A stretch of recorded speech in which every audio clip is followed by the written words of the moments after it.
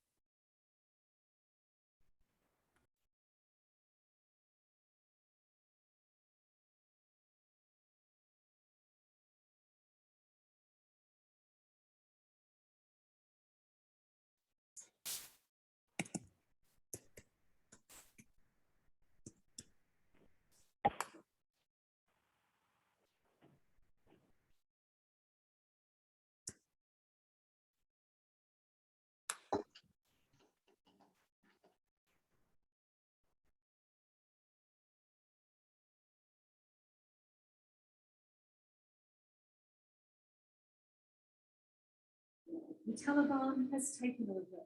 Their fighters drive US-made Humvees laden with US-made weapons around the last US military installation in Afghanistan.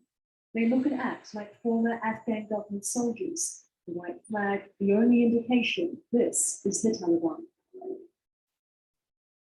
It has been 20 years since the Taliban controlled Kabul airport. Fighters entered the capital 2 weeks ago and quickly encircled it.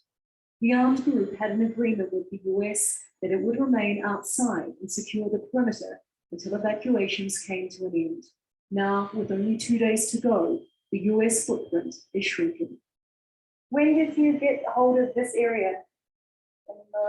2 hours ago. Yeah, good. Yes, we come here. You want to put your guns on this come. So they've evacuated. Yes. Clutching the US-made M4 rifles they've commandeered, Taliban fighters watch as American troops move inside the perimeter, destroy equipment, and bus in evacuees. Behind that door is American soldiers. That is the American and we are And you're a Taliban. And they're in this watchtower also. That's our reserve for American. This is all. No, they're over there too.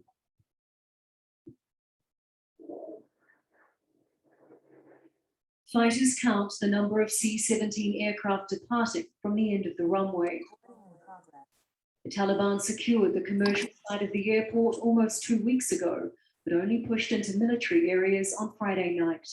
Their version of special forces, known as the Badri 313 and Victoria Strike Force, are in charge of security. We are not here to protect the Americans. We are here to prevent looting of this place and the military equipment. The promises we made in Doha, we are standing by them.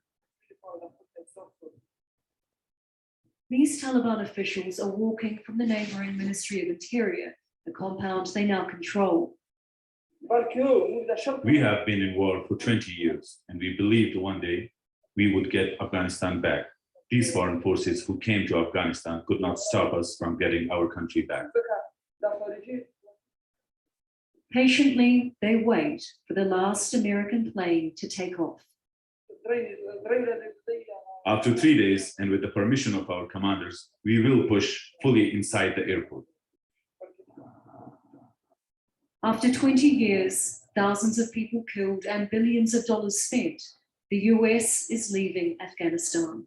These are the final hours of America's longest war. Charlotte Bellis, Al Jazeera, Kabul. Hi, everyone. So, of course, big developments in the last few weeks, which make a real-time let me stop bird's-eye this, view of sorry. your projects. Create. Okay, in American foreign policy, and fascinating time, and so that will be an introduction to our first meeting in U.S. foreign policy, and to start us off, I want to show you the routines that we will follow in terms of how we go about the class. So the first item that we should do, because I'll forget it if we don't do it at first effort in the class, is to do the smart attendance, the cyber attendance system that we use here at the university. So let me make sure I'm sharing the screen so you can see here. This is Cyber Campus, and this is where the files, everything that I'm showing you in our class on the screen, any notes, any lecture period materials, any PowerPoint presentations, any YouTube videos. I'll post the links on a lesson plan file in Microsoft Word here at the materials section. So you can see this is where material is located. So I have one item posted there right now, and that's the syllabus for the course. And so if we click on, but before we do that, because I'll forget if we don't do this at first, the attendance. So you see attendance, here we are at week 1 in our first meeting, and I click on smart attendance, and then I start the smart attendance, and you are supposed to enter this number, 886, into smart attendance to indicate that you are online. And so what I've learned is that it's good to send this number to the students through the chat function because they need to have access to it through the chat function if they come late. So 886 is the number. And so there, I've done that. And then we go back to the share screen, back to, and so you can see that you're notifying, indicating your attendance here. And so we go to material, and that will, I'll just let that run, and that will finish in 10 minutes. We go to material, and then we open up the syllabus. And some of you, or maybe all of you, already seen the syllabus that I posted there. And we're supposed to be meeting face-to-face, but I got word yesterday that because of the COVID-19 situation that we are not supposed to have face-to-face meetings anymore this week. But, you know, again, just as a side comment, I think that there's less and less urgent insecurity, because we all know that the mass vaccination program is now underway here in Korea, and that this over the next couple of months, the overwhelming majority of people over 18 will be vaccinated. I got my first dose on August 2nd, so over 4 weeks ago, and I get the next dose on September 13. So, and so we're not going to be online, completely only online forever this semester, but just for maybe this week. I don't know if we'll be online totally for all classes next week. The university has to inform me. Either way, I'll inform you through email or messenger on the student monitoring, because, you know, I've been sending you SMS messages also through the Cyber Campus. So here is a statement of what we aim to undertake here in terms of what we hope to achieve. And this is just a brief discussion of how we'll move week by week. And I don't have the book with me here because I gave the book to the secretaries to have photocopies made of the book, so you can have a hard copy of the textbook. And the textbook is, let me show you the textbook here. And I think I have the, let me see, where is the textbook? Oops.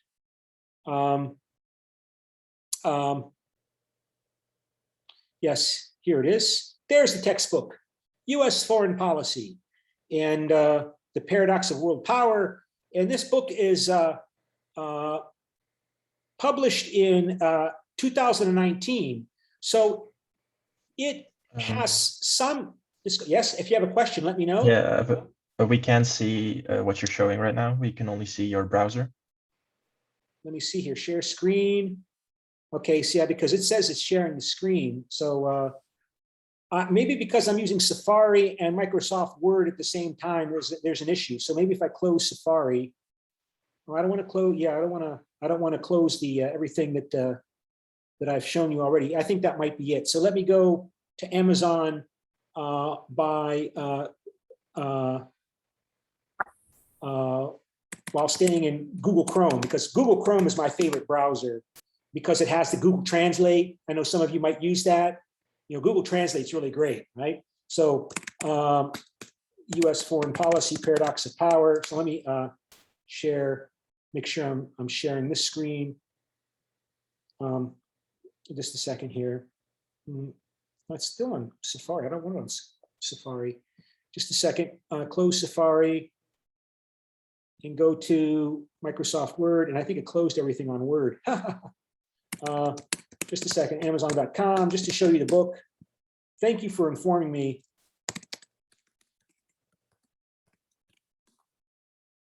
And okay, so let me go to share screen, and there it is. The computer gets confused if I switch back and forth between the Safari browser, internet, and Microsoft MacBook Pro and Google Chrome.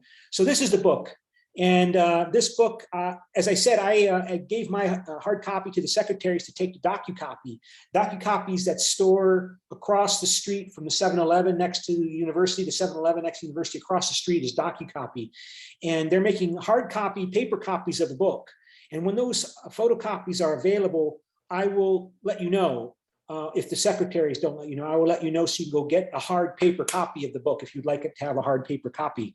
And you can see that the book was published in 2019, which means there is some discussion of Donald Trump administration, US President Trump administration in US, but not very much.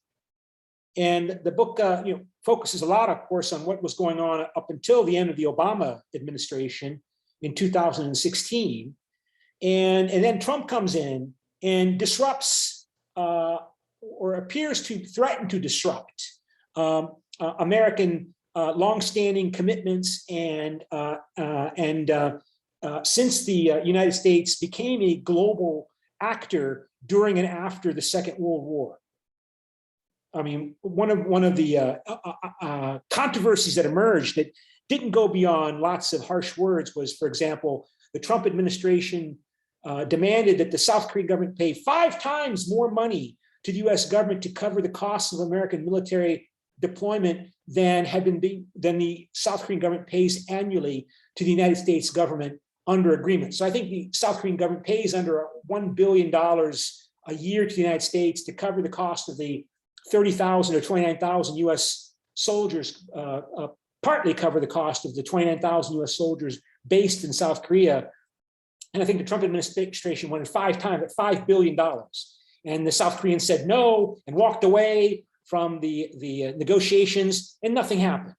And then Trump lost the election and Biden came into office as president, Joe Biden, who has basically been a continuation of the Obama administration's policy, foreign policy, until Afghanistan.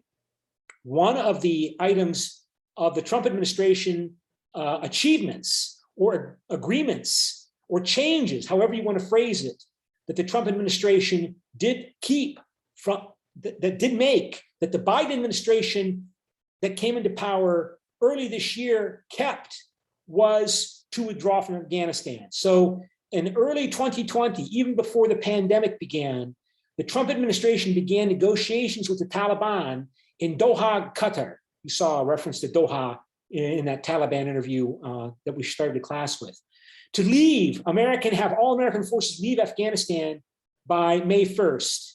And the Biden administration Biden won the election, and the Biden administration was inaugurated in January of this year in 2021. So 8 months ago, and kept that Trump administration agreement with the Taliban to withdraw in return for the Taliban not attacking the US soldiers anymore from that point. And at those negotiations in Doha, in Qatar, the Afghan government under President Ghani, was not represented, was not there. It was just between the US Trump administration and the representatives of the Taliban negotiated this agreement. And so it was very clear from that time that the US was beginning its process of cutting itself off from the government it had installed and the regime it had installed in Afghanistan after it invaded 20 years ago in 2001. Even placing requirements upon that Afghan government in these negotiations with the Taliban, with no Afghan government representatives present, for example, requiring that the Afghan government release 5,000 prisoners held that were Taliban or others in its jails, release them. And President Ghani, Ashraf Ghani of Afghanistan resisted, but eventually he did. But it became very clear that when Biden became president and kept that agreement, but postponed the withdrawal of the US forces until yesterday, August 31st, that basically the US was cutting off the Afghan government. That was something that was different from the Obama administration. The Obama administration, under 8 years in power of Barack Obama, the Obama administration escalated American involvement in Afghanistan, surged American forces in Afghanistan up to 100,000 soldiers, a little over 100,000 soldiers, that the Trump administration then began withdrawing, cutting down. Well, under the Biden administration, they began being reduced. But by the time Biden came into office, I think there were only 2,500 US soldiers left in Afghanistan. 2,500, sorry, 2,500, 2,500, 2,500. And they were providing air power support for the Afghan army that was doing the ground, most of the ground fighting. The US would provide air force, air power. But then when the Biden administration agreed to live up to Trump's administration commitment, they started cutting back on that air power support and finally ended it. And when they ended that air power support, and it became clear to everyone in the whole world that the United States was no longer going to militarily support the Afghan government and the military forces of the Afghan government, it went poof. Sort of like the way when it became clear, I was thinking about this a couple of days ago, when it became clear, because I'm an old man, right? I remember when the Berlin Wall fell in 1989 and the communist regimes in Eastern Europe collapsed over 30 years ago, when it became clear to the East Germans and to the Polish people and the Hungarians and the Czechs that the Soviet Union was not going to use the military to support the communist governments in Poland and East Germany and Czechoslovakia and Hungary, they all went poof, they collapsed. And it's fascinating. And it shows the power of nationalism. And those of you who had me in other classes, you know I'm really interested in researching and studying nationalism. And once it became clear that the United States military was not going to be used to keep the Afghan government in power, it went poof. Just like in a way similar, when it became clear that to the peoples in Eastern Europe that the Soviet Union was not going to use the Soviet military to keep the communist governments in power in Berlin, in Warsaw, in Prague, in Budapest, they went poof, they collapsed overnight. So, and that's a good introduction to some of the themes in this book. But before I go on and talk about that, I want to tell you that also there is already a PDF file copy of this book available. And after this class is over, and let me open up my Google Drive account here so I can show you the PDF file I have of this book. I will send you this PDF file I have of the book. And let's see, which one is it here? You can see I have a number of different files here, but I have a PDF file of the foreign policy. Yeah, here it is. So textbook US Foreign Policy course. I will send you the link to this PDF file so you can download this PDF file of the book. It's a one PDF file that contains the entire textbook, because DocuCopy makes that available if the instructor wants to purchase it. So I purchased it and it's there. And then after the class is over, I'll send you the PDF file link so you can download the textbook. And you can use Google Translate for the textbook. You can use Google Translate for my lecture notes, because I'm going to show you my lecture notes and post them in class or on Zoom or both. Because even if we do meet face-to-face, we're still going to use Zoom, because we have to record the classroom meetings so that I can upload them on Cyber Campus for people to go look at them again or see them if they missed them because they were sick or there was some problem. So we still have to use Zoom even if we're in the class. And that's okay. That's great, because you can do a lot of stuff with Zoom. You know, you can do a lot of interesting things with Zoom to make the class, even the in-class sessions better. So I will send you that PDF file once after today, after the class is over. And I think did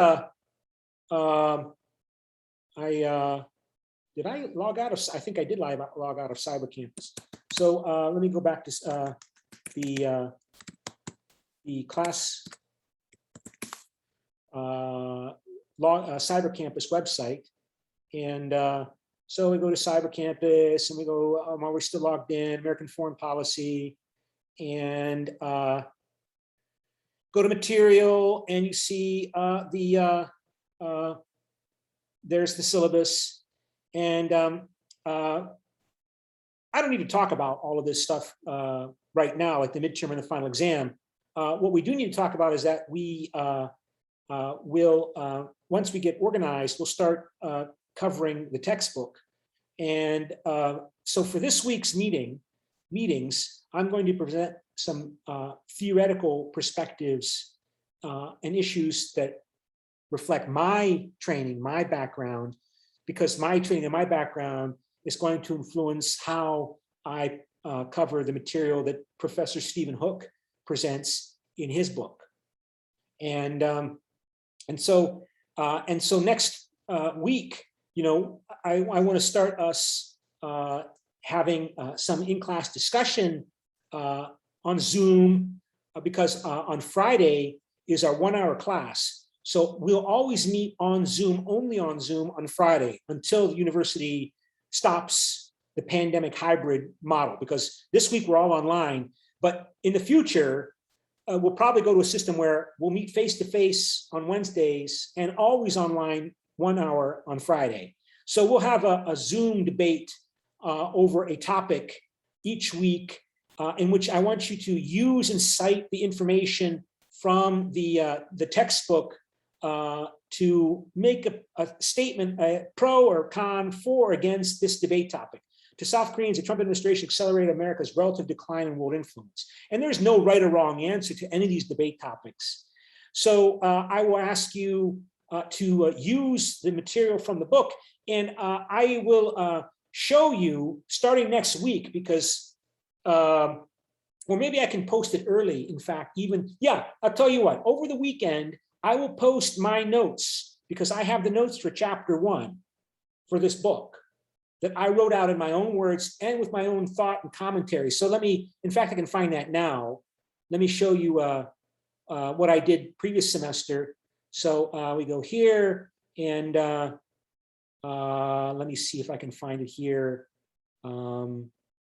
just to show you what the notes look like. So there, it says I'm sharing the screen, so you can see here are the notes. So I basically rewrote out the notes from the textbook, the material in the textbook in my own words. And of course, you can copy paste this material into Google Translate to translate into Korean or Russian or Kyrgyz or whatever language you want to, in order to get a better sense. And I think you can do that from the PDF file text of the book as well. And then you see here my commentary on the text.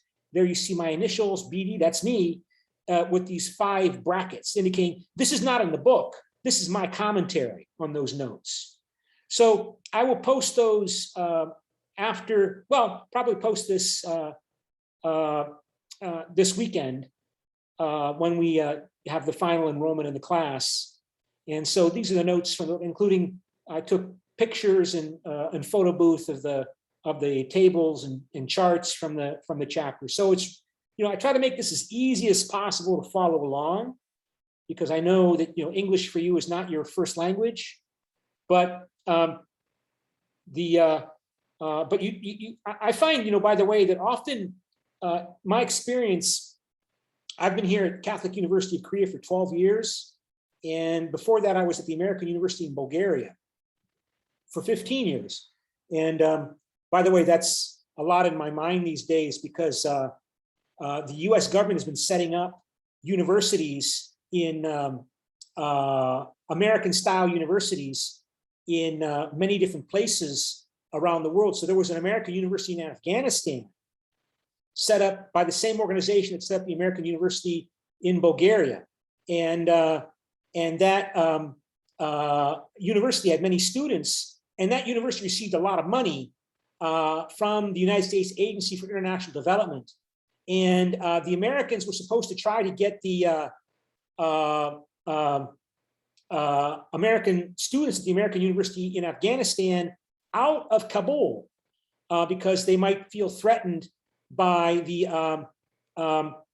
Taliban. So I'm trying to go to the news site here, and so I go to databases and I go to newsstand, and so you go to PQ newsstand here, and I just want to show you there was a report today about how the United States was not able or unwilling or unable to get out the students at the American University in Afghanistan.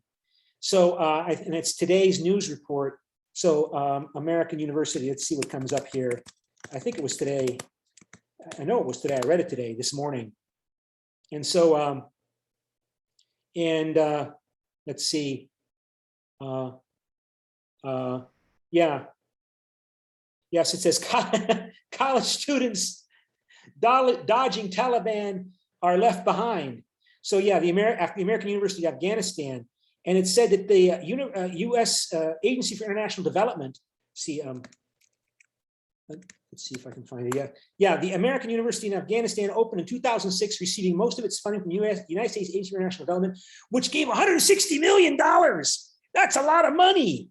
I think USAID, as we call that organization, only gave, like when I left 12 years ago, like $40 or $45 million to the American University in Bulgaria. But the claim was that these students were in danger because they were seen, let me see where, what are they describing themselves? So this is the president of the American University in Afghanistan fled. He left before the students did. His name's Ian Bickford. He's quoted here, "The scholar pilgrims who were turned away today while seeking safe passage to a better future need the help of the US government, who gave them hope they must not lose," because they're concerned they're going to be persecuted by the Taliban as agents of corruption, of American brainwashing, of anti-Islamic attitudes, as people who are collaborators and traders who sold out their Muslim and Afghan cultures to Americanize in order to make money and live the American way. And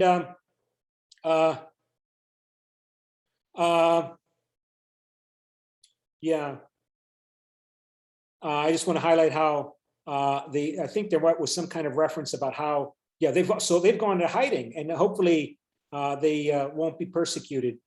But so I was at the American University in Bulgaria for 15 years. And just to go back to what I was stating earlier, I found that non-native speakers of English, typically, they often write better. They typically write better than native speakers of English. You know why?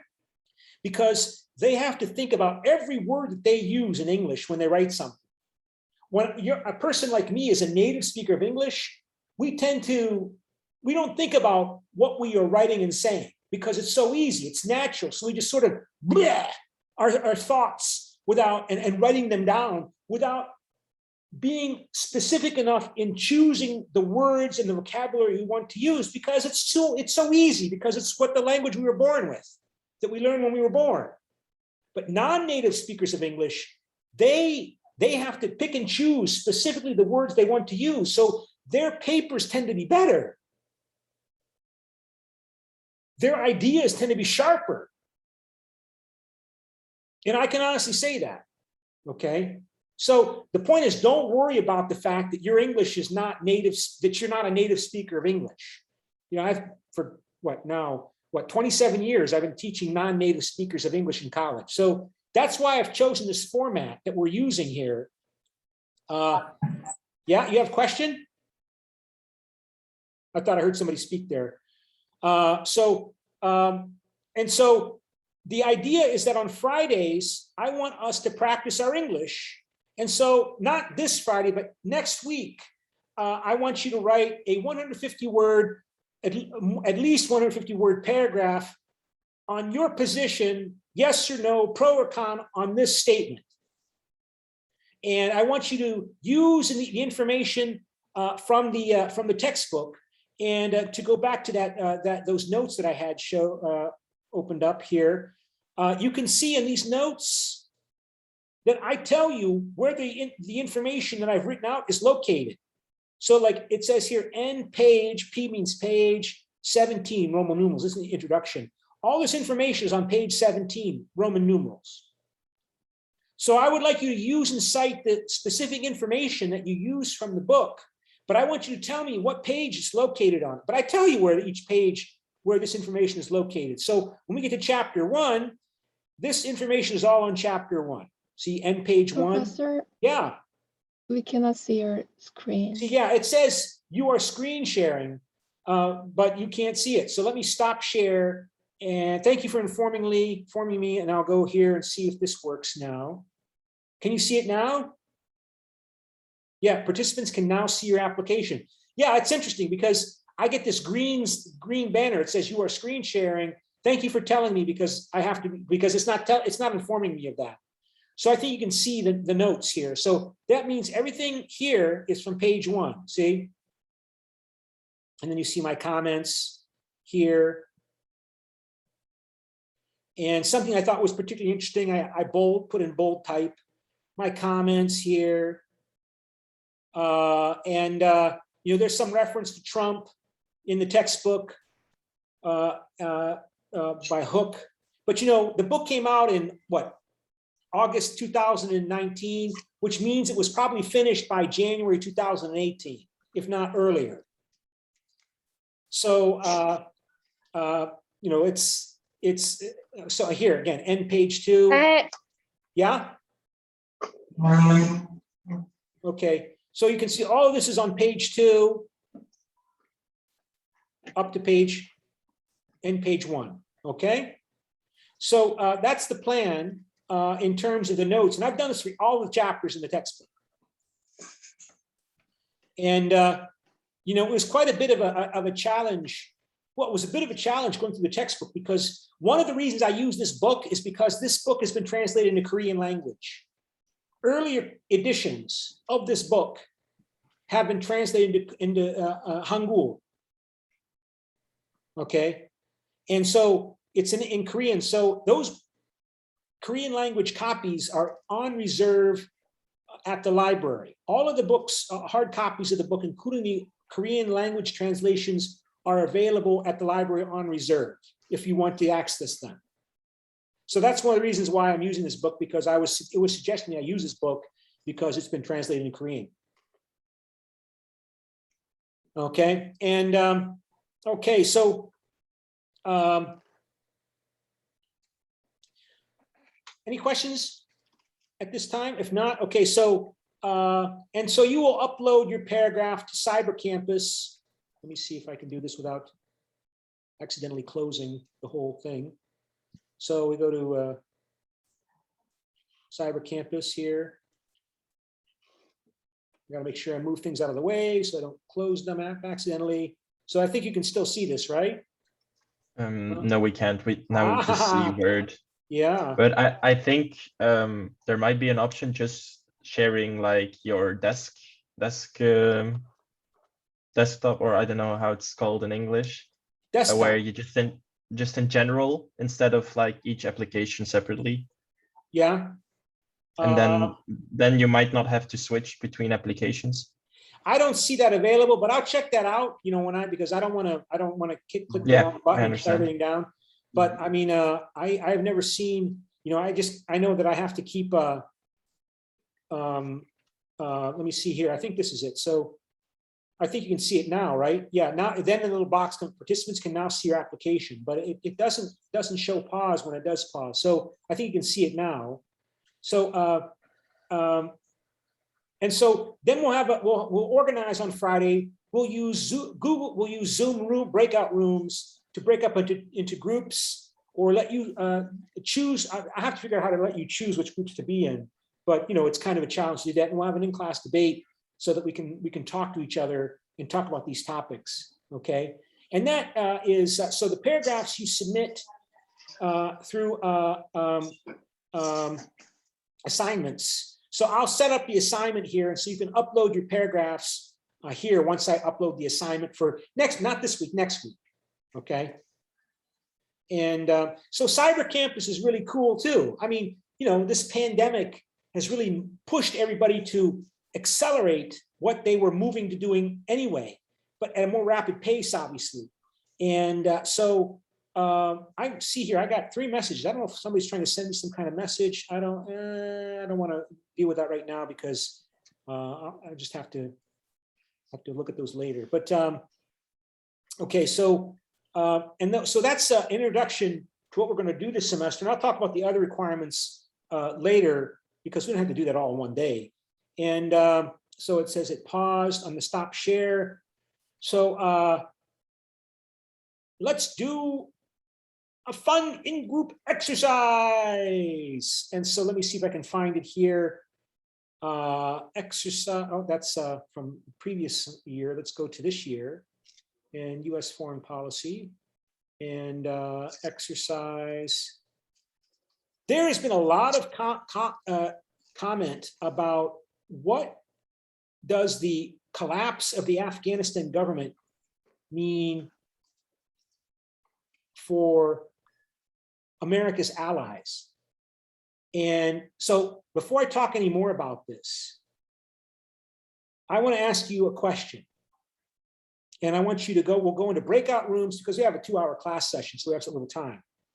I want to ask you a question, how you respond to this. You can, let me see if you can you see that? Let me see, make sure you can see that. Okay. And now I'll close that. And close, yeah, it does, yeah. Okay, there, can you see that? Yes, participants can now see your application. It says here, please respond to the following statement. If US forces quickly left South Korea, like how the US left Afghanistan beginning in August, then North Korea would invade and occupy South Korea pretty quickly. So do you strongly agree with that statement or agree, or neutral cannot decide or disagree, or strongly disagree? And so what I want to do now is go back to Zoom, if I can do that without much, well, I gotta be careful. Don't wanna stop share and go to breakout rooms. So how many people are here in class? We have 10 people. So that means let's organize into 4 groups and assign automatically, so it's randomly assigned. And so I would like you to talk to each other as to if you can come to a common position on that question. Can you see that? No, you can see that. And let me see. Yeah, so screen share, just to go back. So this is the question, right? And so I'm going to form you into 4 different groups. So I would like to see if you can come to an agreement as to where your group fits on that position, on that question. Strongly disagree, neutral, can't agree or disagree, strongly disagree. And let's I'll ask one person from each group to speak. This is, by the way, how I like to run my classes. Do things randomly so that everybody feels like, you know, I'm not pressuring them. If it's heads, the first person in the group will speak, be the first one to speak for the group. If it's tails, which is the bottom person in the group will speak first. Okay, so let me flip the coin. And it is heads. So that means Anais Moose will speak for room 1. Ru Sing Sing will speak for room 2. Do Hee Lee will speak for room 3. And Gires Helen will speak for room 4. And so what I want you to, when I open the group rooms, I want you to communicate with each other through Zoom, of course, and try to come up with an agreement as to where your group fits. If you can't, then you cannot decide, you're neutral, right? So, and of course, give us an explanation as to why you feel the way you do. And keep in mind, the reason why we're covering this is because there's been a lot of discussion or commentary about what does this collapse of Afghanistan mean for America's friends and allies like South Korea or Taiwan or Japan or other countries that are American allies, and how strong or stable. If the Americans would take their soldiers, their 29,000 soldiers, I already mentioned at the beginning of the class, if they would withdraw those 29,000 soldiers from South Korea, would South Korea collapse the way the Afghanistan government would collapse because the North Koreans would invade and take over the whole country? And I'm asking that because there's an ongoing discussion about that right now. And I'll show you that. Well, I'll just show you, there's something here, right? This all came up, and I know it's been covered in the Korean media. So the Korean students may already know about this. Okay. So, another purpose of these kinds of in-class meetings is I want you to talk to each other. I want you to get to know each other. I want you to become familiar with each other because that's what we do in college. So let me open up the rooms and let me go back to screen share and share and open all rooms. Okay, so please join the rooms. Please join your rooms. I've opened all the rooms. Please join them. And come up with a group statement as to where you fit on let me see, open up screen share on this topic.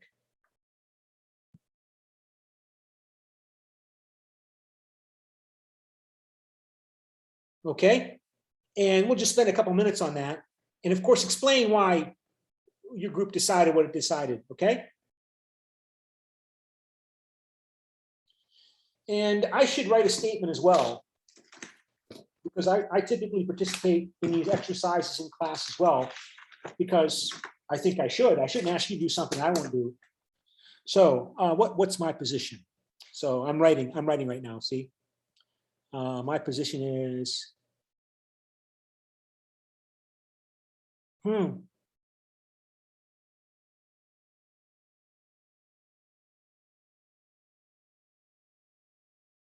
wow.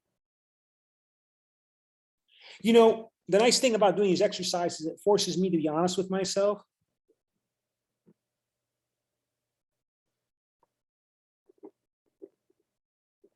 Wow.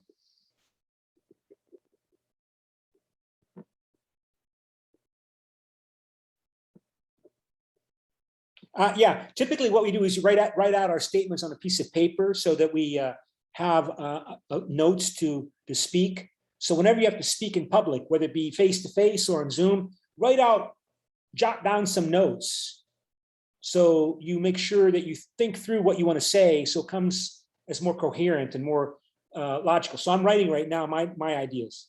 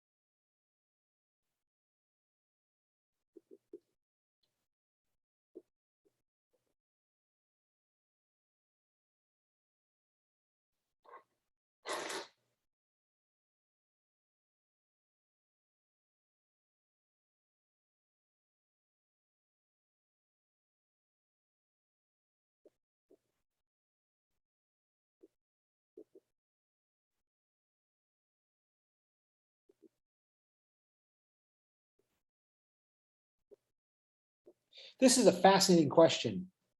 I got to write a paper on this.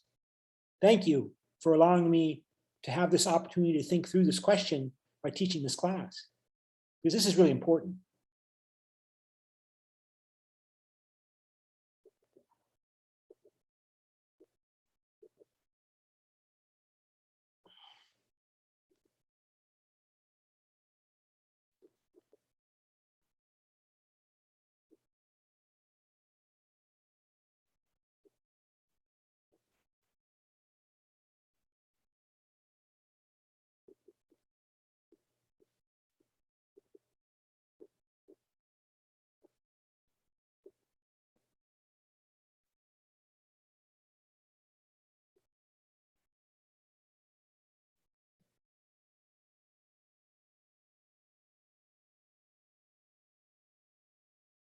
Okay.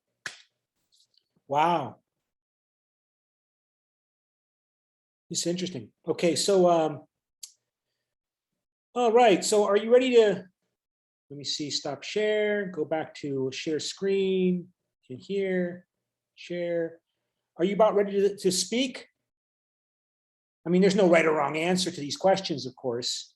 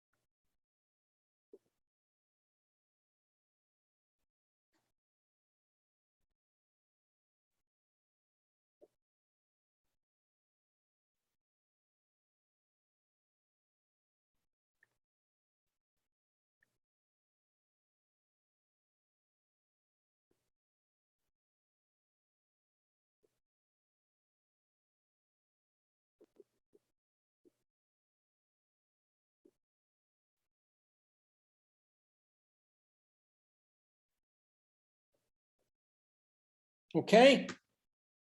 All right, let's close all the rooms. And so you have 60 seconds. And then after you give me your presentation, your statements, I'll read you my statement.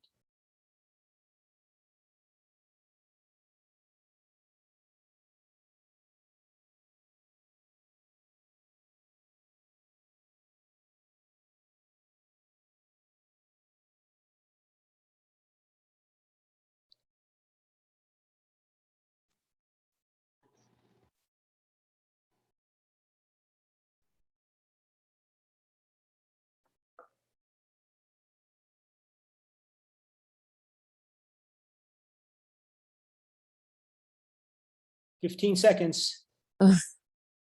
Yeah.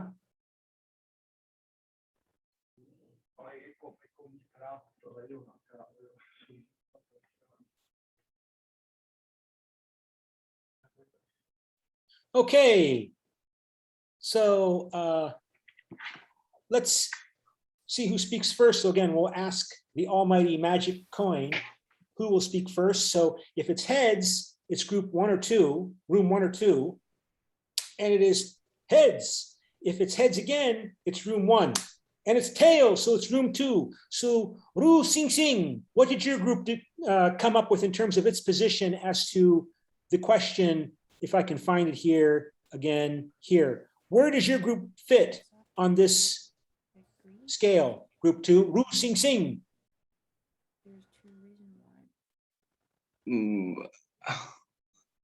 Agree. Why do you agree?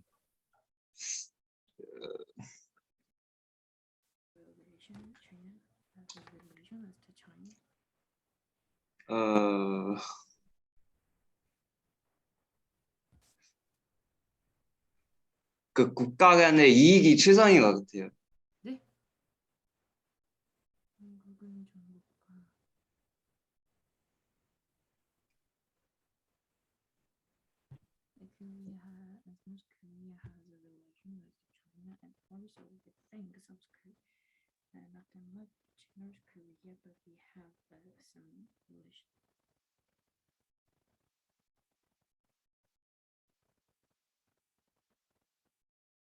Hello. 네. 예. South Korea has alliances with China. North Korea has alliance.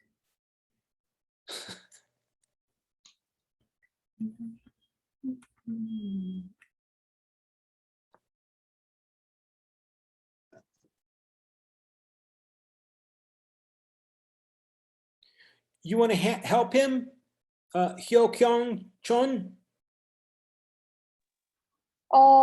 Yes, we talked about our conclusion is a middleware strongly agree because the fact that the American soldiers are remaining in Korea still now, that is the strong evidence that we could not defeat the North Koreans if there were no Americans behind us. And also there are actually it's a Korean war, but it was I think it's a war between the I don't know the definition, the opposite meaning of the democracy. It's a dictatorship. A dictatorship, yeah. Dictatorship and the democracy. So it was the China versus US, right? So right. If there was a big force was not behind each countries, then we will not win the war. That's what I'm thinking. Okay, yeah, China's role is important. Yeah, is critical, right? That China would back up North Korea. If the United States did not back up South Korea, then of course you think that North Korea would have a big advantage, and the South Koreans would recognize it. If the United States left South Korea, it would be acknowledging that China is the dominant hegemonic power. And you're going to read a lot about hegemony, or you're going to encounter that words a number of times in the readings, hegemony. If the United States were to take its soldiers out of South Korea, it would be an indication the United States is allowing the area to be under Chinese overall dominance, not violent dominance, but just economic. I mean, we already know, for example, South Korea and Japan, they do far more business with China than they do with the United States. I think South Korea's trade with China is more than its trade with the United States and Japan combined by a lot. South Korea does more trade with China than it does with Japan and US together. And China is Japan's biggest trading partner. So if the Americans would withdraw from South Korea, it would be indicating that South Korea will become progressively part of the Chinese sphere of influence, this Chinese sphere of influence. And it might well also destabilize Japan politically if the Japanese were to view the Americans as no longer providing their security, and they're not prepared to deal with that. Because the Japanese have, 50,000 US soldiers are based in Japan, in different bases in Japan, in Okinawa and elsewhere.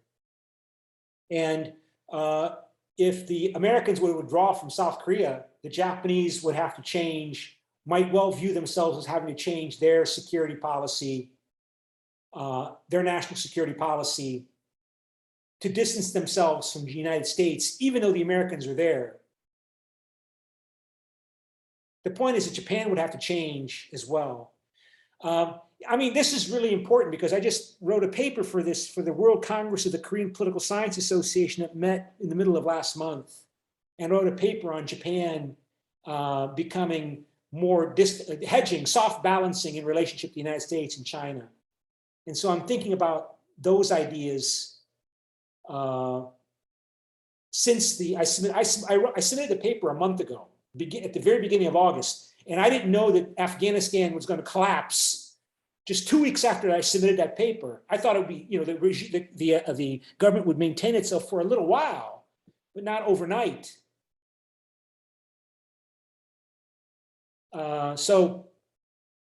Okay, and Ru Sing Sing, do you have anything to add?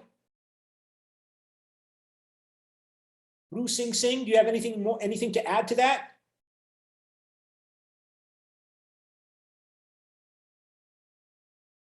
Well, I'll give you some time to think about it if you want to. So let's go back to our groups, and it did the stop share. So let me go back to the share screen again, and here, and go to share screen. And so who's going to speak next? Heads, it's group 2, and it's tails. So heads, it's room 3, and it's room 3. So Do Hee Lee, where do you place yourselves on this? Oh no, sorry, I didn't mean to do that. I didn't mean to close all the rooms. Sorry. It doesn't matter. I remember who's supposed to speak. So you always, you hit the wrong button, and so, okay, so Do Hee Lee, where does your group fit along the scale? We chose the number 4, disagree of this opinion. Why? For the first, we thought that North Korea has alliance with China, but still South Korea have a relationship with the China about the trade or culture. So we thought that it is not easy to invade South Korea. And the second reason why we choose the number 4 is Seoul, which is the capital of the Korea, has already developed a lot for the economic or for the tourism. So maybe it's not easy to invade North Korea and here. So we choose to disagree. You think that North Koreans would not invade because they would not want to damage and destroy the wealth of Korea in South Korea, because it's the wealth of all Koreans, so they wouldn't want to destroy that wealth by invading South Korea, because if they were to invade South Korea, it would be terribly, terribly, terribly destructive. I agree the part of your opinion, but what I said to you, Min, is we have already have a high technology and high the culture or situation in here. So maybe it is not easy to invade South Korea. That's a topic that is interesting one, because that came up in my comments as well, right? That was always an assumption somehow that South Korea is so prosperous and wealthy compared to North Korea, and North Korea is so poor and poverty stricken, generally speaking, not necessarily Pyongyang. Pyongyang is, I understand from what little English language media reading I have done, it's a different place. Pyongyang is not like the rest of North Korea, but North Korea is so poor, and so they have much less to lose. Sure. Yeah. At one point, you disconnected in your argument, and I couldn't hear it completely. Oh. You started off, and then like 2 seconds in, it disconnected. Because can you hear me now? Yes, I can hear you now. Okay. So yeah, I mean, the claim was often that that South Korea is so prosperous and wealthy that it has much more to lose in a war with desperately poor and poverty-stricken North Korea. Although, as I already mentioned, Pyongyang supposedly is a different situation than the rest of the country. Pyongyang is looking more and more like they say, some people comment over the years as a more typical Asian city with lots of, rich people, with high real estate market, property value market, but the country as a whole is very poor. And so South Korea has much more to lose. And so South Korea might, some say, be more willing to compromise because they don't want to risk losing all that they've achieved in their miracle on the Han River in terms of developing the country.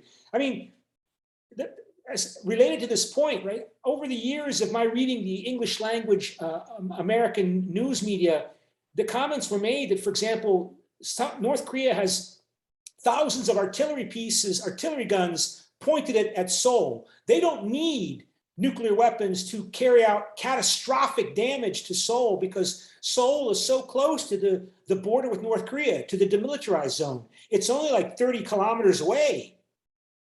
So the North Koreans have pointed lots of big artillery guns, thousands was the word, artillery guns pointed at Seoul. And in the estimates I read over the years, that it's just a matter of hours, they could cause hundreds of thousands of casualties in Seoul, right?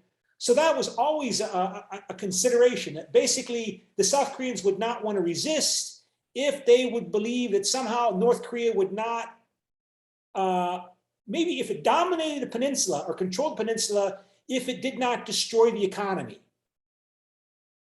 Is that true? This is all speculation. This is all speculation and opinion, editorials, and commentary by different people writing in the English language media in the United States over the years, right? Right.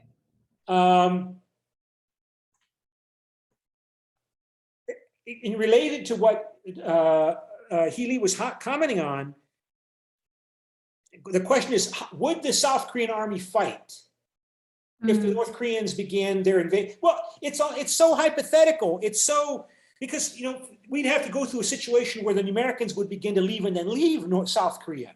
So that if we just imagine that somehow the Americans left, would the South Korean army fight against North Korea if the North Koreans restarted the Korean War? Would they shoot at Koreans? Would they kill North Koreans? Of course, you might say, well, they might if they believe that the South Korean army is so big and so strong and so powerful over the poverty-stricken, backward North Korean military, because the North Korean military, in terms of numbers of people in the army, is big, but their technology is from the 1950s.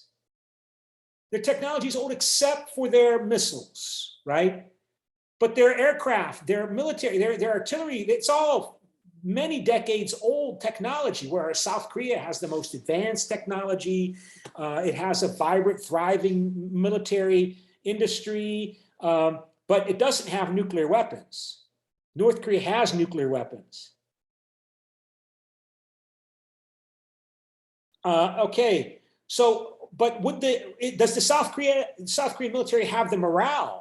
Would its people be willing to hate the North Korean invading army enough that they would actually stand and fight and kill those people if they dared invade across the DMZ? And I don't have an easy answer for that.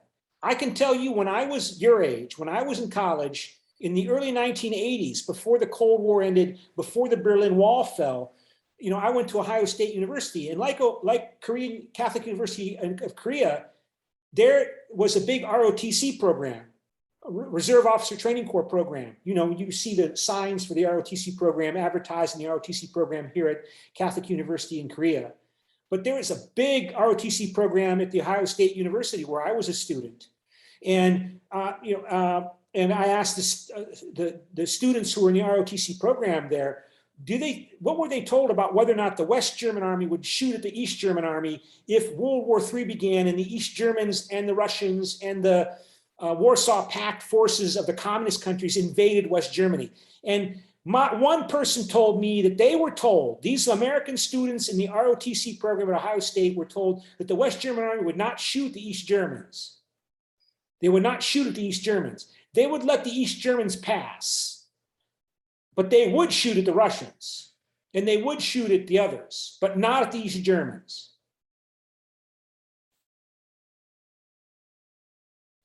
So let me go back. So Nikita Skripnik, do you have anything to add?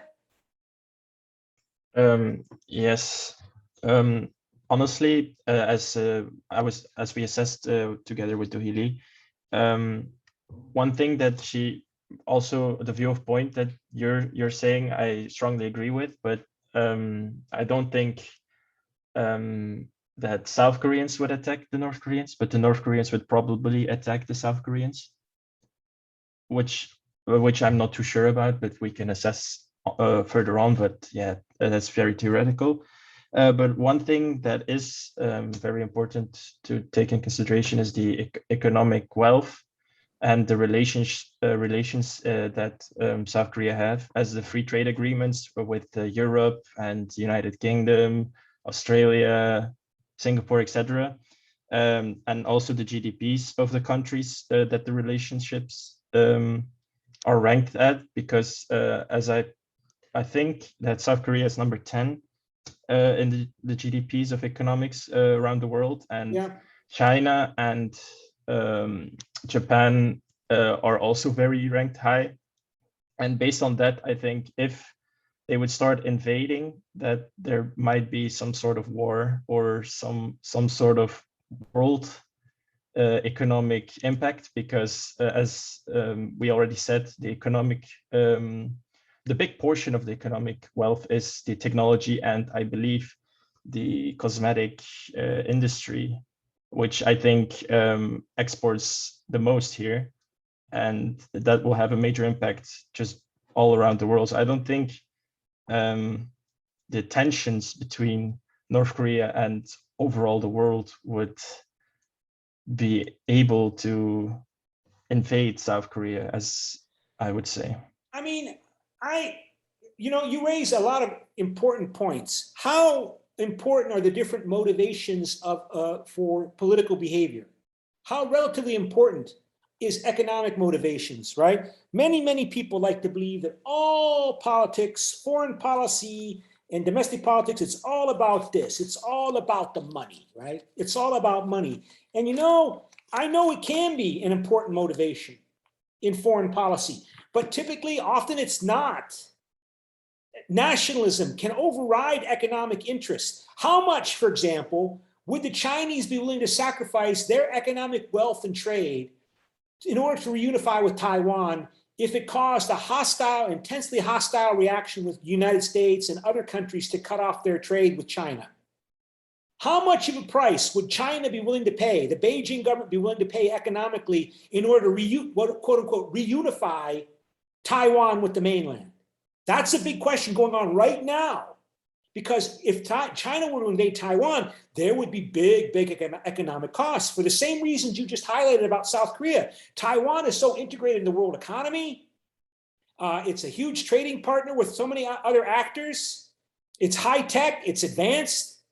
Would that stop China from seriously, heavily, maybe even catastrophically damaging, not of course the Taiwan economy, but also maybe the Chinese mainland economy in order to gain the pride of reunification?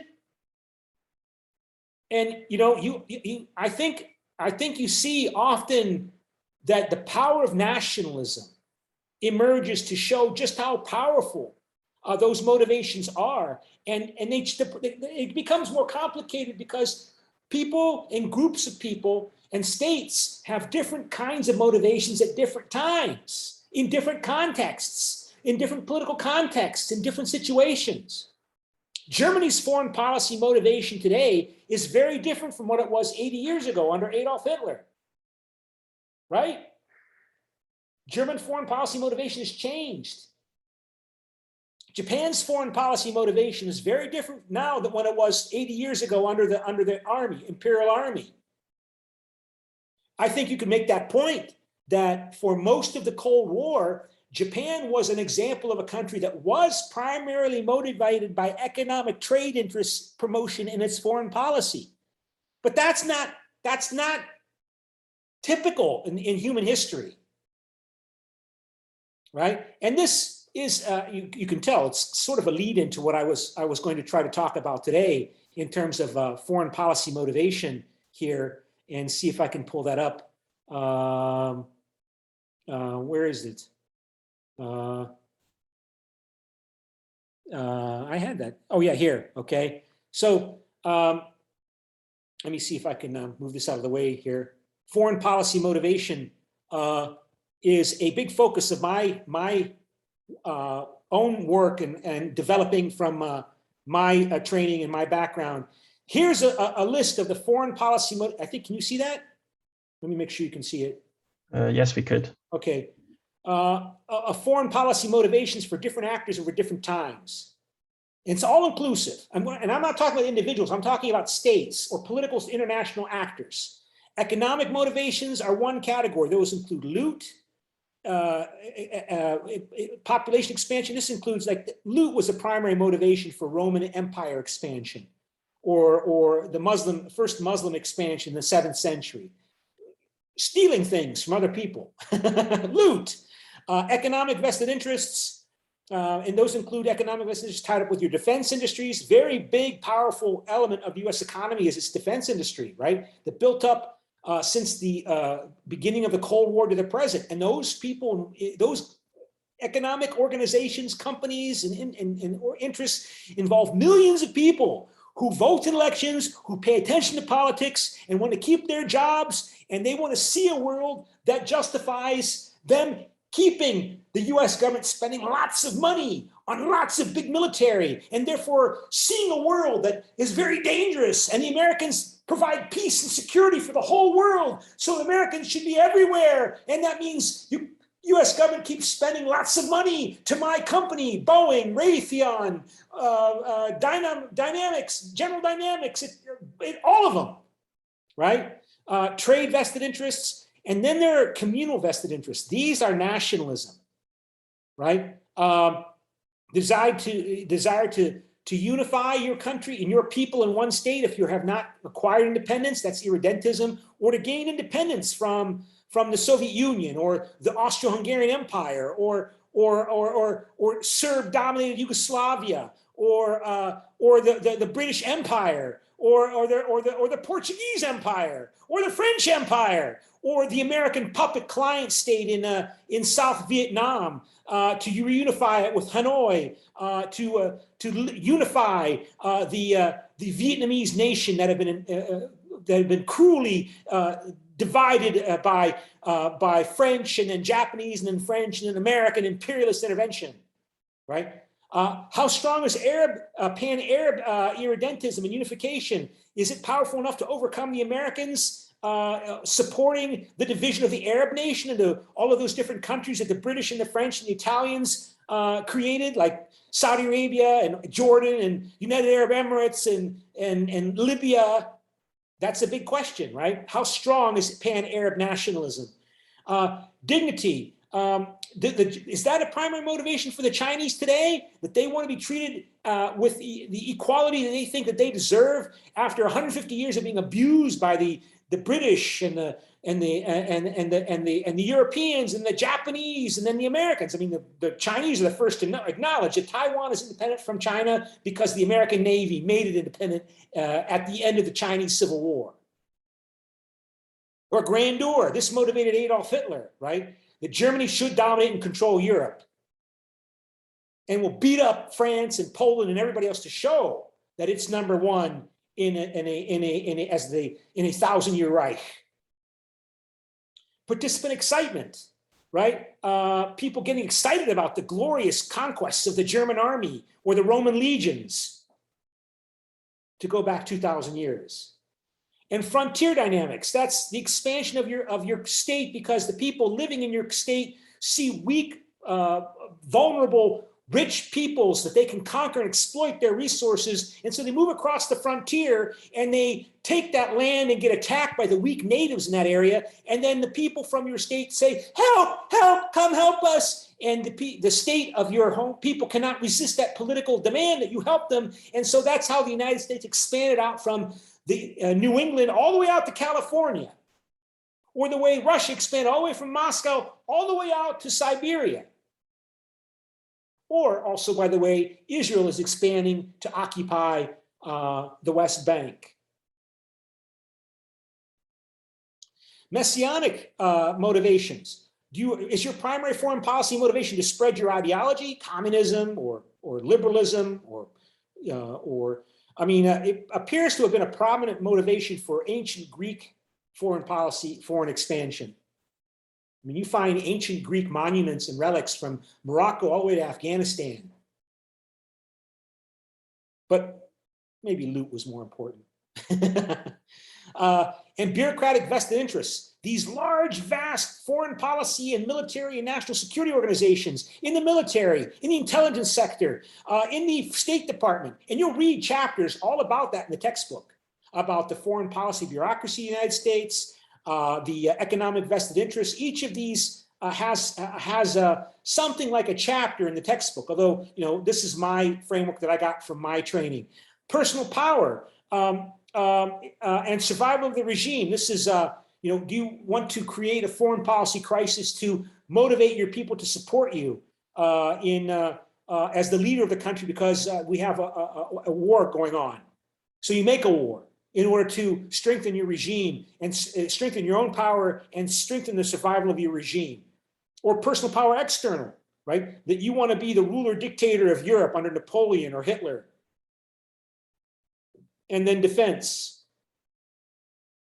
So we'll come back to this, but I want to finish I'll let you think about that for a little while, but I want to finish our little exercise here. So we did group 2 and group 3. So heads, it's group 1, and tails, it's group 4. And it's tails, group 4. So Gilles, Hélène, what did your group decide regarding the debate topic? I mean, where you are on this scale. Our stance toward the discussion was we agreed that North Korea would have had the opportunity to invade South Korea. Because, yeah, like previously stated in other groups and by you as well, that North Korea, if the US were to leave, North Korea would once again feel more safe and have the backing of China if they were to invade South Korea and make the wealth that has been gathered and created by the South Koreans to make it their own, since they're clearly very much lacking in this department. But that at one point, we also, after that, we started to discuss if the opportunity were to present itself that where North Korea were to attack South Korea, and South Korea was able to repel North Korea, would South Korea keep pushing to reunify the whole of Korea? Like you already said, that the South Koreans have much more developed weapons. We were discussing the possibility of South Korea actually pushing through, like if they were able to repel, continue pushing until they reunified. Because that, when a few days ago I went to the war memorial, and it says that South Korea still wants a reunification of a big Korea. So I wondered if they were able, if they would be able. I wondered if they wanted to achieve this not only through peaceful manners, but also if the opportunity presented themselves through war. Yeah, I mean, we don't really know. I mean, we get anecdotal reports about how much support the Kim family ruling dynasty has in North Korea, and how much do the North Koreans know about what exactly is going on in South Korea and the rest of the world? So we don't have systematic data. We have anecdotal reports, whispers and rumors that K-pop is really popular in Pyongyang. That even though if you're caught with K-pop video recordings, you could be punished very severely in North Korea. But it's everywhere, supposedly. I mean, and the question is, what does that indicate about the morale of the North Korean military? How much are they willing to fight? Do they want to fight? Would they fight? Are they able to fight? There was a North Korean army frontline unit on the demilitarized zone, the DMZ, the border, who defected a few years ago to South Korea, and he was shot, and he didn't get killed by the North Koreans as he's escaping. And he's from an elite military unit. This North Korean soldier was from an elite North Korean military unit on the North Korean border. And the South Korean students, you all know the story. They did a surgery on him because he had been shot but wasn't killed, and they found parasites in him. This is the elite soldiers. They're not being fed enough They don't have medical care, and they're so sick. So what kind of morale would they have? Would they really fight? Surely some elements of the North Korean military would fight. Do they know how corrupt and bad their regime is compared to what's going on in the rest of the world? Maybe in Pyongyang, they know. But this is all topic of discussion in news media. I don't have an answer to this because nobody in news media has a definite answer to this. But North Korea does have nuclear weapons and South Korea doesn't. Kang Tung-hoon, do you have anything to add? Tung-hoon. Yeah. What would you like to add?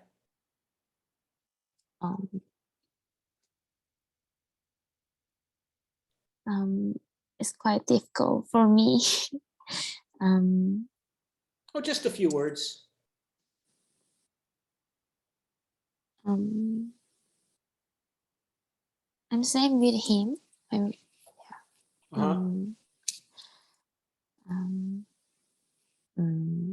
I think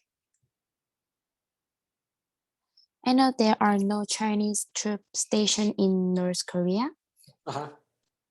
So moreover, if China help North Korea, if war happen, our government ask the US and Japan for help. I think. Yeah. It's my opinion. Yeah. Hey, Nikita Skripnik, before I forget, I told you I spent 15 years at the American University in Bulgaria. I speak Bulgarian. I used to speak Russian and Polish. What is your ethnic background? Your background? Your name looks Slavic. Yeah, it is. So I was born in Belgium, but my parents are purely Ukrainian. Oh, which part of Ukraine? My dad is from Kiev and my mother is from Khmelnytsky. I don't know if you know. Well, that's in the western part, right? Khmelnytsky is kind of to the eastern part, and well, it's more leaning towards the west. It's more like in the middle, I would say. And Kiev, of course, my dad, that's very well known. Yeah, I was in Lviv. What is it? Is it Lviv in Ukrainian? I was Lvov. Yeah, I was in Lvov a few years ago for a conference. Yeah, the Catholic University of Ukraine. The Ukrainian Catholic University in Lviv, and that was interesting. That region. That was a few years ago, close to the border with Poland. I spent some time in Poland too, and okay, I just curious because I want to know the background. And so that leaves Group 1. Anais Moose, would you please tell us, what did your group decide? Yes, so our group chose to agree for similar reasons as to what has been said before, that while South Korea will lose an important part of their forces and weapons, North Korea will still receive the same help as before, so they will feel more powerful to attack. So you agree that if the South Koreans, if US forces left South Korea, North Korea would invade and occupy South Korea. But of course, you're claiming that you're pointing out that the US is never going to leave South Korea, right? Yeah, that's what I think too. Yeah. Timon and Eugene Kim, what do you have to add? Timon, where are you from? Is that Timon? I'm from Belgium. Oh, Timon. okay. Well, I'm from Belgium as well. And what is your ethnic background? Well, my ancestors are from Germany, Switzerland. But yeah. Timon, it sounds like a Slavic name. Oh no, not it's a very Belgian. A lot of people in Belgium have. Oh, yeah. Okay. So what I go ahead. Oh, so what I was just thinking about, why would the American troops go back or stop defending the South Korean border? Well, first of all, we need to look at what the mission is, why they came to the country. So if we're looking at Afghanistan, they purely came to the country to revenge 9/11 and to make sure that they can't be to any harm to America as well. And I think when the American troops went to South Korea, it was to protect South Korea. So I think the main goal of Afghanistan was already completed. And that's why that's also what Biden is saying now as well, is the main goal that we had when going to Afghanistan was to just take revenge on the 9/11 attacks and make sure that they couldn't be able to do it again. And with the South Korean part, of course, they came to South Korea when they had a war between South Korea and North Korea, and that's why I think that they wouldn't go out of South Korea unless they know that it's completely safe. And they have done a lot of discussions with the representatives of North Korea as well, that they wouldn't go over the border. And then as well, we still have a lot of other nations who did also work together with South Korea during the war. So I also think that even though the United States would get out, we still have South Korea still has a lot of nations who they can depend on when having any difficulties. Yeah. Before I comment further, I want to make sure that, well, let me comment now so I don't forget. But you raise a lot of interesting and important points. How do you determine what a country's foreign policy motivations are? And we're talking, when we say foreign policy motivations, we're talking about the foreign policy motivation of a collective group of people, not one individual person, a collective group of people. So you have all these people interacting, belonging to organizations, competing, organizing, allying with each other to pursue their interests, economic, identity, influence, personal, political interests. And that produces a thing called a government of a state. So how do you determine what the true foreign policy motivations of a state are, given the fact that also in international relations, it's a typical behavior pattern that when a country is expanding its influence, power and influence over other people in the world, it tries to justify that expansion of its influence by using and justifying rhetorical symbols of universal appeal, right? So like, to take the example that the Koreans know best, the Japanese conquest of Asia. Why did the Japanese conquer Asia during the 1930s and 40s? Did they say, we're conquering China and Korea and moving into Southeast Asia because we want to exploit all the resources and create a Japanese empire in which we are dominating and controlling and enslaving all the other peoples of Asia? No, of course not. Even if that was what we saw in how they treated the Filipinos, how they treated the Koreans, how they treated the Chinese, they didn't say that. They didn't say that. What did they say? We're trying to liberate Asia from white, racist European imperialism. We're liberating Asian peoples, non-white peoples from white, racist Dutch imperialism and French imperialism and British white racist imperialism in South Asia and Southeast Asia. That's what they said. And they claimed they weren't trying to expand the Japanese empire. They were creating the greater East Asian co-prosperity sphere for all of the peoples of Asia to be developed together outside of bad white European racist imperial domination. Now that's what they said, but that isn't how they acted.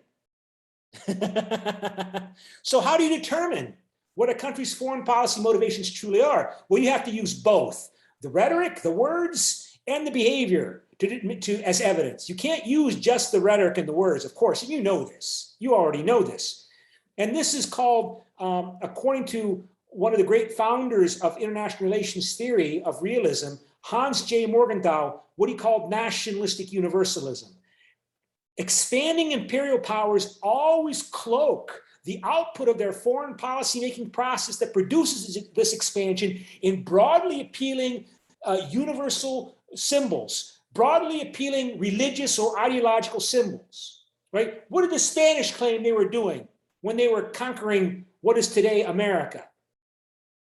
They said they're bringing Christianity to these heathens. But their main motivation was not to spread Catholicism. Their main motivation was to get the gold and the silver, right? But they had a justification. They had words to use to justify what they were doing. What did Stalin claim he was doing when they were expanding the Soviet Empire, the Soviet Union, to control Eastern Europe and into South Asia? They claimed they were advancing the dialectic.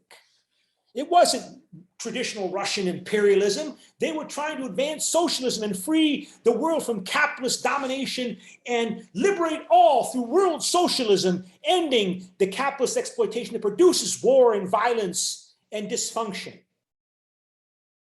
What did Hitler say? He wants to create a white dominated Aryan empire, an Aryan empire that will rule the world, that will be a culmination of what we saw the Europeans beginning with Columbus in the 16th century, 15th century, to dominate the world and to make that a fact against the threats to white Aryan self-determination from inferior peoples in Asia, with their and Asia-based peoples like the Jews supposedly, and the Bolshevik communists who wanted to erase nations, so that I mean they had an ideological justification that appealed to a lot of people. So a lot of Belgians, a lot of Dutch, a lot of French, a lot of Italians, because I'm Italian, right? They bought into that. Right? So Hans Morgenthau called this nationalistic universalism, and I have the notes here, and I'll show you those in a second. But the point is, foreign policy leaders never tell you what the true motivations of their country's foreign policies behaviors, the sources of their foreign policy behaviors are. You need that information because you can get useful data from propaganda, because propaganda from someone tells you how that someone understands the weaknesses and vulnerabilities of the outside world are in their view, in terms of what they see. And what they see could be wrong or grossly distorted. Like, how much did the world really care about world socialism? Not as much as Stalin thought they would, but he talked all the time about socialism. Capitalist exploitation wasn't so bad in America compared to what someone might have expected it to be. The working class wasn't going to revolt in America.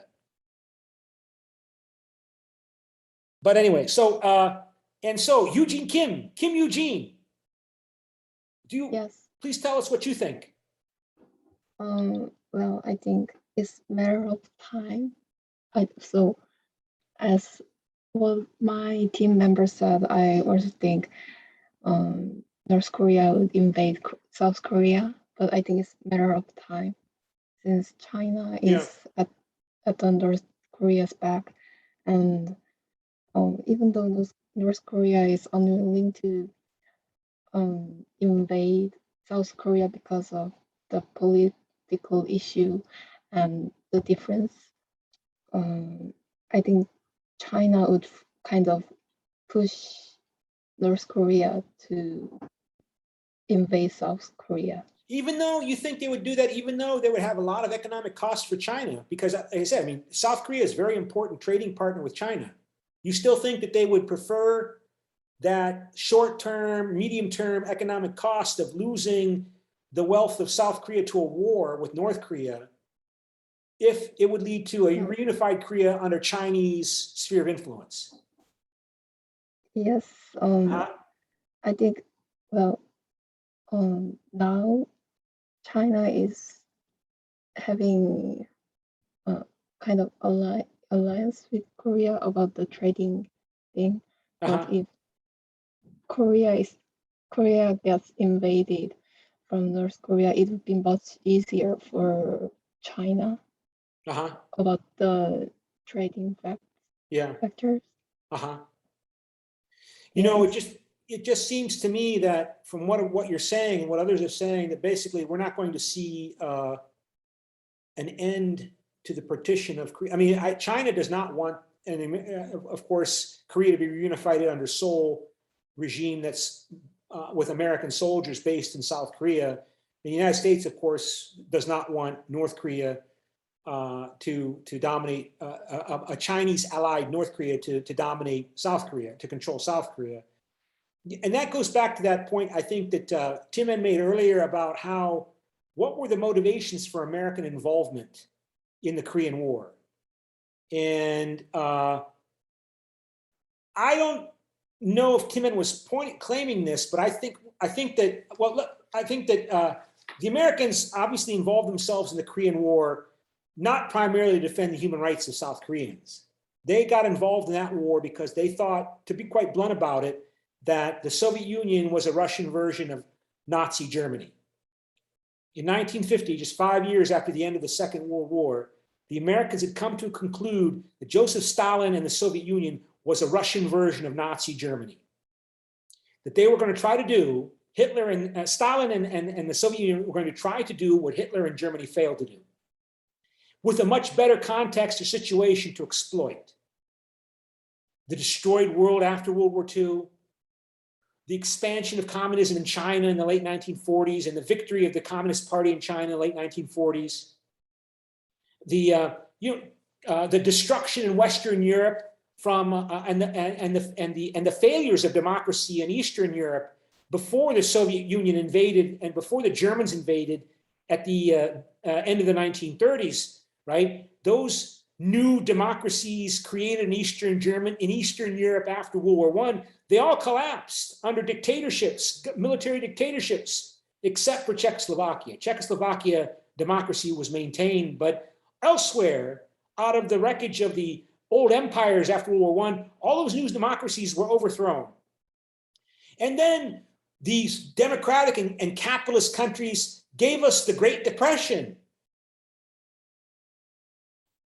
And so the fear in Washington in the late 1940s was that the Soviet Union was a Russian version of Nazi Germany, talking in terms of socialism. Remember nationalistic universalism? With a much more appealing ideology than Hitler's ideology. Hitler was open about white supremacy, right? White supremacy. That's not very appealing if you're not Western European. But socialism might be more appealing, given the failures of capitalism to give us the Great Depression and the failures of democracy. Remember, Hitler came to power as a result of a democratic election in 1933. Through democracy, he came to power. And then he abolished democracy after he assumed power. So capitalism and democracy didn't look very, very good to a lot of people in 1945. So let me read my statement, because I told you I'll read my statement. I put myself as, and let's see, make sure that you can see this. I put myself as agreed. I said, I agree. I think if the US left South Korea tomorrow, then yes, North Korea would invade and the South Korean army would probably not resist because one, they don't want to kill other Koreans. And two, because it would destroy greater metropolitan area of Seoul, where almost half the population of South Korea live. The North Koreans have much less to lose than the South Koreans, and the South Koreans know how desperate the North Koreans are. Of course, however, what I said earlier, I do not think that the US military will ever leave South Korea. The US is not suffering casualties in Korea like it did in Afghanistan, and there is no ongoing violent civil war in which the US must fight as it did in Afghanistan. So the US will not leave. And there's been a lot of discussion about this, right? Since the Kabul collapsed a couple weeks ago, you can see, what is this? Many netizens are angered at a tweet saying that South Korea would be like Afghanistan if the US left them. And so you can see this person is a commentator, lots of commentators everywhere, saying that what Joe Biden administration did by leaving Afghanistan was bad. If the US did that, the whole US sphere of influence in the world is based upon US security commitments to the America's allies and friends in those different regions. Mark Tyson, a Washington Post columnist who wrote a speech for former US President George Bush, said on Twitter on August 16 that if South Korea were under this kind of sustained assault, like the Kabul government, they would collapse just as quickly without US support. There's virtually no American ally who could defend themselves without us. His writing immediately drew opposition, as many argued against the columnist's claims and stated he is out of touch with reality. And so you can see these other comments. And, you know, I'll post this. I'll post all these files on Cyber Campus so you can read about them. I don't want to go through them here, but there's been ongoing debate and discussion going on right now about this. And just to conclude, you know, for the 7 minutes we have, 12 minutes we have remaining in the class, I kept talking about how the dominant view that emerged in the United States was that the Soviet Union was basically a Russian version of Nazi Germany. And so let's go and talk about what I mean by that. World War II had a tremendous, and still has a tremendous impact on the world in 2021. That disaster after World War I, I mean, those of you who studied history know what a horrible catastrophe disaster World War I was. And what did the leaders of Europe say? Never again, never again. And it happened again, World War II. So how have Western leaders and lots of political scientists tried to understand what World War II, what was the disaster of World War II? And so I gave you a list here of foreign policy motivations. I think that the two basic factors that in analyzing the strategy of a country in the world, rhetoric of the leaders is just one part of the evidence that you need to use to determine that, right? Everybody loves human rights, right? Today, even Xi Jinping says, you know, they're fighting for development and human rights, right?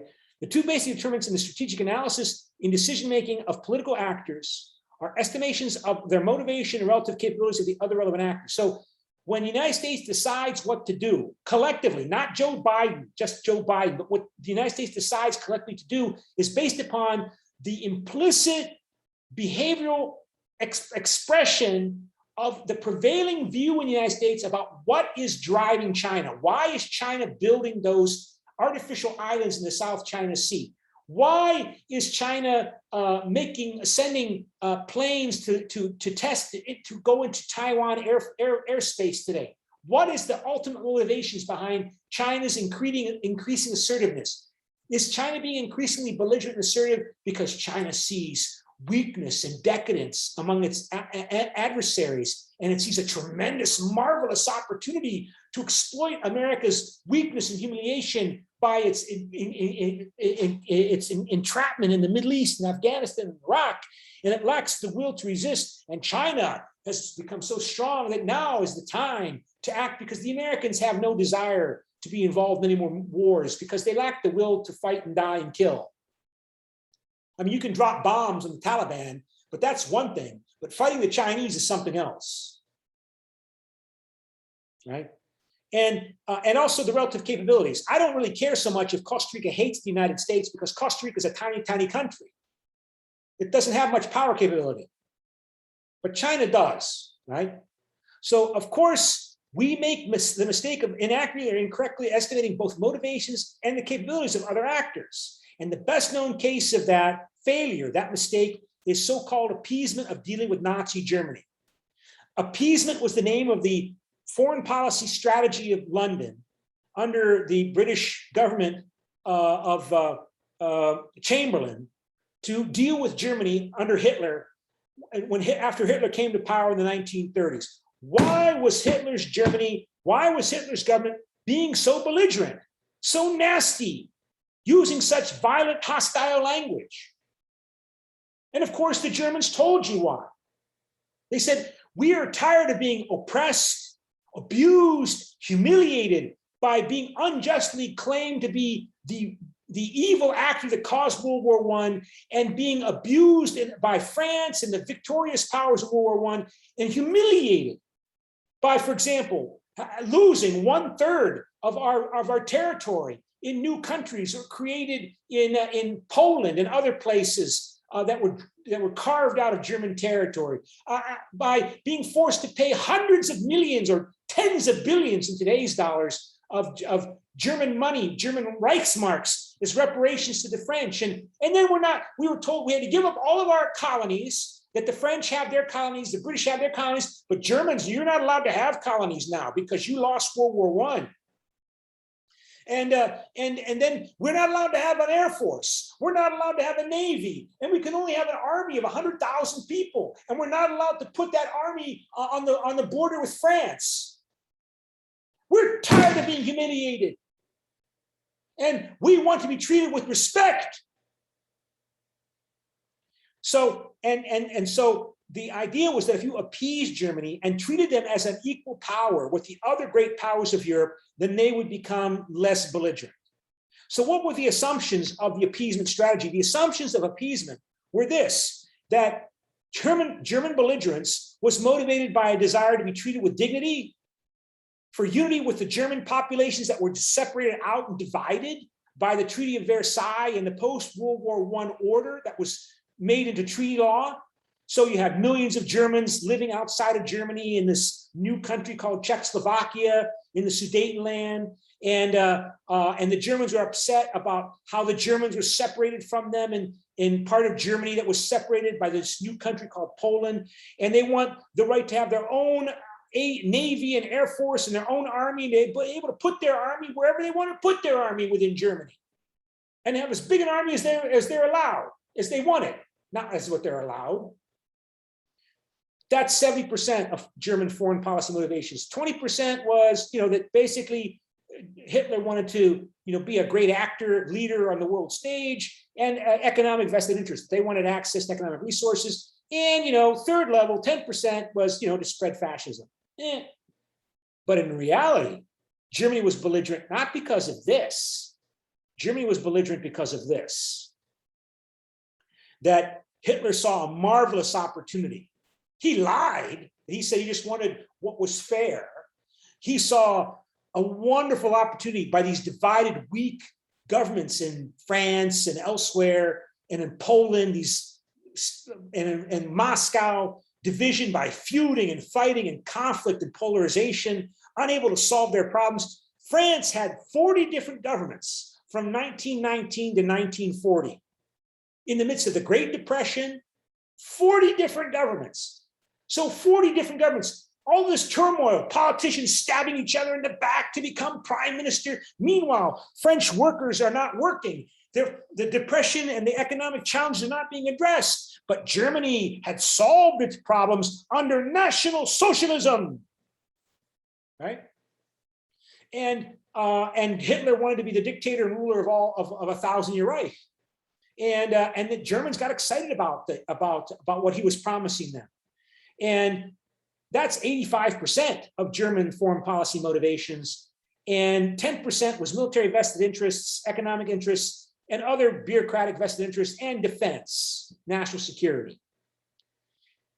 But appeasement of this actor is a disaster, because appeasement appears to confirm the worldview that dominates in Berlin at this time as to why they think they actually have, under Hitler's Germany, under Hitler's government, the possibility to dominate the world. Why? Because the West, Paris, London, and Moscow are decadent, degenerate, weak, unable to organize themselves. They don't have the will and determination to resist. We, the Germans, confront a marvelous opportunity if we act on it.